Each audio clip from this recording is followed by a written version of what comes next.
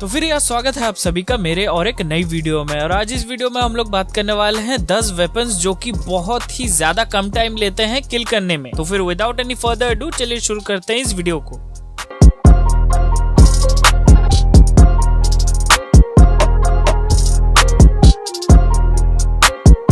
और इस वीडियो में मैं शॉटगन्स या फिर स्नाइपर्स को ऐड नहीं कर रहा क्योंकि वो वन शॉट किल वेपन है। अगर आप ठीक से एक शॉट ले लेते हैं तो आप इजीली किसी को भी मार सकते हैं और वो सबसे ज्यादा फास्टेस्ट हो जाता है, इसीलिए मैं उन सबको ऐड नहीं कर रहा। तो फिर नंबर 10 पे हमारे पास आ जाता है वेक्टर। और आप सभी को तो पता ही होगा कि आपके पास या फिर आपके ओपोनेंट के पास अगर वेक्टर हो और उसने या फिर आपने उस पर सारी गोलियां बिठा दी तो फिर वो पक्का नॉकडाउन हो जाएगा, या फिर उसने अगर आप पर बिठा दी सारी गोलियां तो फिर आप पक्का नॉकडाउन हो जाओगे। पर अगर आपने लेवल 2 या फिर लेवल 3 का वेस्ट पहना है तो फिर वो थोड़ा सा मुश्किल हो जाता है क्योंकि आपको चेस्ट या फिर हेड में ज्यादा हिट करना पड़ता है अपने एनिमी या फिर उस एनिमी को आपको नॉकआउट करने के लिए। और वेक्टर में आप जितनी सारी अटैचमेंट्स लगाएंगे, यानी अगर आपको एक्सटेंडेड मैग मिल जाता है तो फिर सबसे बढ़िया है क्योंकि 13 गोलियों से कुछ नहीं होने वाला ज्यादा। और शायद अगर आप ठीक से हर एक गोलियां बिठा दे तो किसी को नॉकडाउन कर भी सकते हैं। पर अगर आपके पास एक्सटेंडेड मैग आ गया और हर एक गोली आप ठीक से बिठा देते हैं तो फिर वो इजीली नॉकडाउन हो जाएगा क्योंकि वेक्टर में उतना ज्यादा डैमेज तो नहीं है पर उसका फायर रेट बहुत ही ज्यादा है, जिसकी वजह से आप अपने एनिमी को पहले नॉकडाउन या फिर किल कर दोगे उससे पहले कि आपको वो नॉकडाउन कर दे या फिर मार दे। और आप सभी को तो पता ही होगा कि अगर आपके ओपोनेंट के पास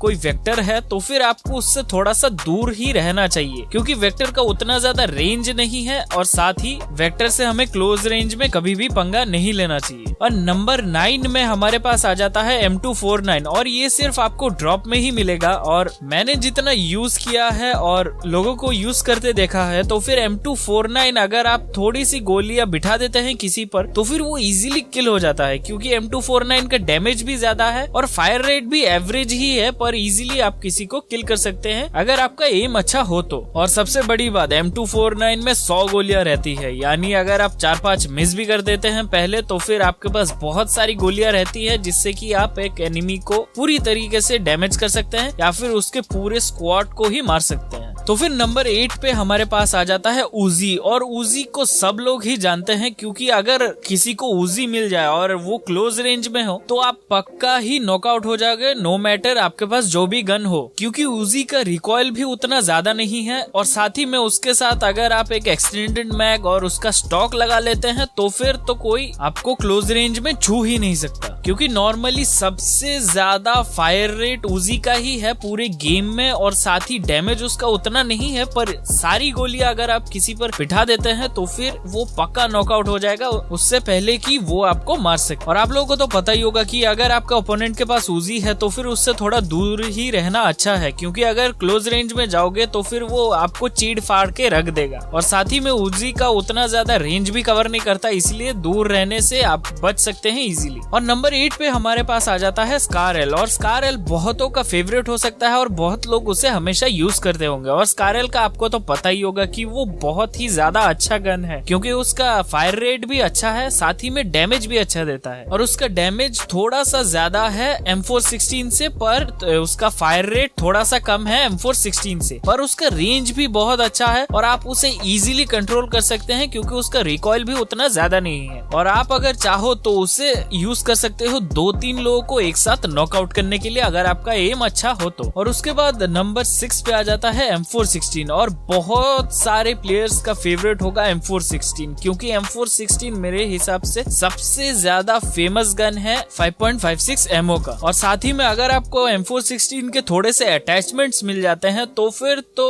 आप इनविंसिबल हो जाओगे सिर्फ और सिर्फ लॉन्ग रेंज को छोड़ के, क्योंकि लॉन्ग रेंज में M416 उतना भी अच्छा नहीं है और उसका डैमेज के हिसाब से लॉन्ग रेंज उतना ज्यादा कारगर भी नहीं है लॉन्ग रेंज के लिए। पर आपको तो पता ही होगा कि शॉर्ट रेंज में वो तबाही मचा देता है और जो भी आपके सामने है उसको चीड़ फाड़ के इजीली रख देता है। और साथ ही में इसका फायर रेट ज्यादा होने की वजह से लोग स्कारएल की जगह इसको ज्यादा प्रेफर करते हैं। और नंबर 5 पे आ जाता है DP28। और आप में से बहुत होंगे जो DP28 जब भी मिले उसे उठा लेते हैं कोई भी दूसरे गन को छोड़ के, क्योंकि DP28 का फायर रेट उतना ज्यादा नहीं है पर फिर भी डैमेज बहुत ज्यादा होने की वजह से और रिकॉइल उतना ज्यादा ना होने की वजह से ये सबका ही फेवरेट गन बन जाता है। और इसे आप यूज कर सकते हैं लॉन्ग रेंज के लिए भी, क्योंकि उसका रेंज बहुत ही ज्यादा है और आप उसे इजीली 6x या फिर 4x लगा के यूज कर सकते हैं, क्योंकि उसका रिकॉइल भी उतना ज्यादा नहीं है और बहुत ही ज्यादा कंट्रोलेबल है। और सभी को तो पता ही होगा कि सबसे खराब DP28 का जो चीज है वो है रिलोडिंग टाइम। यानी अगर आप 47 जो बुलेट्स हैं उनको किसी के ऊपर मार देते हैं या फिर 2-3 एनिमीज को नॉकडाउन कर देते हैं और उसका जो दोस्त है वो आ रहा होता है और तब आप रिलोड करते हैं तो फिर आपका मरना पक्का है, क्योंकि रिलोडिंग में ये बहुत ही ज्यादा टाइम लेता है दूसरे वेपन से। और साथ ही आप रिलोडिंग टाइम को घटा भी नहीं सकते क्योंकि वो एक डिस्क जैसा है और उसके लिए आप एक्सटेंडेड मैग भी यूज नहीं कर सकते और कुछ भी अटैचमेंट यूज नहीं कर सकते स्कोप के अलावा। तो फिर DP28 का जो ये ज्यादा रिलोडिंग टाइम है इसके लिए भी बहुत लोग DP28 नहीं उठाते और ज्यादातर लोग AKM या फिर बैरल यूज करते हैं DP28 की जगह। तो फिर नंबर 4 पे हमारे पास आ जाता है AKM। यानी AKM जो गन है वो आप सभी को तो पता ही होगा कि अगर आपके पास स्किल है उसे चलाने का तो फिर आप उसे बहुत ही इजीली चला सकते हैं और जो एवरेज रेंज में बहुत ही अच्छे से डैमेज कर सकते हैं किसी को भी। और अगर आपका एम बहुत ही अच्छा है तो फिर 2-3 एनिमी तो इजीली नॉकआउट हो सकते हैं बिना रिलोडिंग किए। और साथ ही में AKM में ज्यादा आपको अटैचमेंट्स लगाने की ऑप्शन भी नहीं मिलती, सिर्फ और सिर्फ आप उसका मैग चेंज कर सकते हैं, फ्रंट में सप्रेसर या फिर कंप्रेसर या फिर फ्लैश आइडल लगा सकते हैं और आप एक स्कोप लगा सकते हैं। और सबको तो पता ही होगा कि जो टैलेंटेड है AKM को यूज करने में उससे तो दूर ही रहना अच्छा है, क्योंकि AKM अगर आप यूज करते हैं तो फिर आपको पता ही होगा कि उसका रिकॉइल कितना गंदा है और वो कितना ज्यादा अनकंट्रोलेबल है। पर फिर भी अगर आप 4-5 शॉट अच्छे से किसी के चेस्ट पे लगा देते हैं तो फिर वो लेवल 2 या फिर लेवल 3 का अगर आर्मर भी पहनता है तो फिर आप उसे इजीली नॉकआउट कर सकते हैं। और ये बहुत ही ज्यादा अच्छा है शॉर्ट रेंज के लिए, पर लॉन्ग रेंज के लिए उतना अच्छा नहीं है क्योंकि इसकी जो रिकॉइल है वो बहुत ही रैंडम है और वो कहीं भी हिलता रहता है, जिसकी वजह से आप इसे लॉन्ग रेंज यूज नहीं कर सकते जैसा कि आप M416 या फिर स्कारल में फिर भी कर सकते हैं। और नंबर 3 में हमारे पास आ जाता है ऑग। और ऑग सिर्फ और सिर्फ ड्रॉप में ही मिलता है और उसका फायर रेट जो है वो बहुत ही ज्यादा अच्छा है। यानी M416 जो है उसका बड़ा भाई है ऑग, वो कॉम्पैक्ट है और उसका फायर रेट बहुत ही ज्यादा है और उसका रिकॉइल भी उतना ज्यादा नहीं है कंपेयर टू अदर 5.56 गन्स। पर फिर भी कैसे ना कैसे करते हुए आपको ऑग मिल जाता है ड्रॉप से और फिर आप उसे इजीली यूज कर सकते हैं किसी को भी नॉकआउट करने के लिए, क्योंकि उसका जो फायर रेट है वो बहुत ही ज्यादा है और जो डैमेज है वो करीब करीब M416 जैसा ही है, जिसकी वजह से आप उसे मिड रेंज या फिर शॉर्ट रेंज में बहुत ही अच्छे से यूज कर सकते हैं। और अगर आपके पास ऑग आ जाता है तो फिर जो आपके एनिमीज है वो ऑग के साउंड सुन के ही पीछे भागने लगेंगे, या फिर अगर आपके एनिमी के पास ऑग है तो फिर उससे पीछे हट लेना ही सही है। तो फिर उसके बाद नंबर 2 में हमारे पास आ जाता है ग्रोजा। ग्रोजा जो है वो कह सकते हैं हम AKM का बड़ा भाई है, क्योंकि AKM में सबसे ज्यादा जो खराब चीज है वो है रिकॉइल और फायर रेट, जो कि दोनों ही ग्रोजा में बहुत ही अच्छा है। और मेरे हिसाब से ग्रोजा को सबसे ज्यादा जो इफेक्टिव बनाता है वो है उसका फायर रेट, और उसमें रिकॉइल भी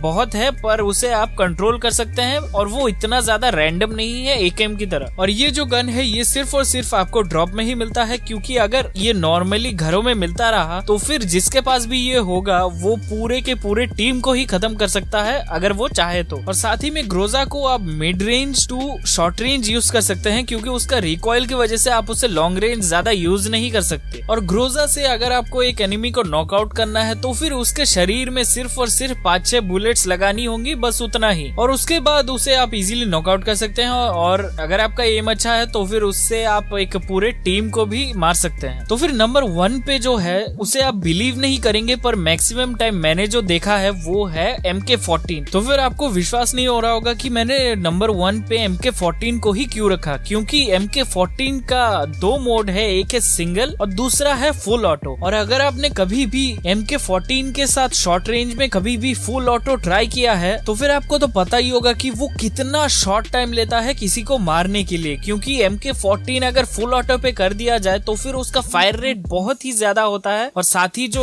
डैमेज है वो बहुत ही ज्यादा है। यानी अगर आप ठीक से 2 बुलेट्स भी लगा देते हैं अपने एनिमी में तो वो नॉकआउट हो जाएगा, जितना भी लेवल का उसके पास वेस्ट हो। और फिर साथ ही उसे आप लॉन्ग रेंज भी यूज कर सकते हैं और मिड रेंज भी, और शॉर्ट रेंज में मेरे हिसाब से फुल ऑटो सबसे बढ़िया है, क्योंकि आप एक घर में रश करना चाहते हैं तो फिर आपको बहुत ही कम टाइम मिलता है अपने एनिमी को मारने के लिए। और अगर आपके पास MK14 है तो फिर आप उसे फुल ऑटो पे करके इजीली रश कर सकते हैं। और साथ ही में उसके साथ आप कोई भी स्कोप लगा सकते हैं क्योंकि वो DMR है और उस पर हर एक स्कोप लगता है रेड डॉट से लेकर 8x तक। और उसमें सिर्फ और सिर्फ एक ही डिसएडवांटेज है कि आप फुल ऑटो अगर यूज कर रहे हैं तो फिर उसे शॉर्ट रेंज में यूज कर सकते हैं और साथ ही सिर्फ आपको 10 बुलेट्स मिलते हैं। यानी अगर आपने 2-3 बुलेट्स मिस कर दिए और अगर आपके एनिमी के पास अच्छा कोई वेपन है तो फिर आप खत्म पक्का हो जाओगे क्योंकि वो कोई चांस नहीं लेगा आपको मारने के लिए। और साथ ही अगर आपके पास एक एक्सटेंडेड मैगजीन है तो फिर आपको और भी फायदा हो जाता है क्योंकि अगर आप 1-2 बुलेट्स मिस भी कर देते हैं और आपका थोड़ा सा लाइफ कम भी जाता है फिर भी आपके पास बहुत सारी बुलेट्स बचती है जिससे कि आप अगर 2-3 शॉट्स भी उस पर बिठा दे तो वो पक्का नॉकआउट हो जाएगा या फिर मर जाएगा। तो फिर यही था मेरा पूरा वीडियो कि 10 वेपन्स जो सबसे कम टाइम लेते हैं किसी को मारने के लिए। तो फिर अगर आपको ये वीडियो पसंद आई या फिर इस वीडियो से आपको कुछ भी सीखने को मिला तो इस वीडियो को एक लाइक जरूर कर दीजिएगा। और अगर आपको ऐसे ही टेक रिलेटेड या फिर गेमिंग रिलेटेड कंटेंट चाहिए तो मेरा चैनल जरूर सब्सक्राइब कर दीजिएगा। और आपका बहुत बहुत शुक्रिया मेरी वीडियो देखने के लिए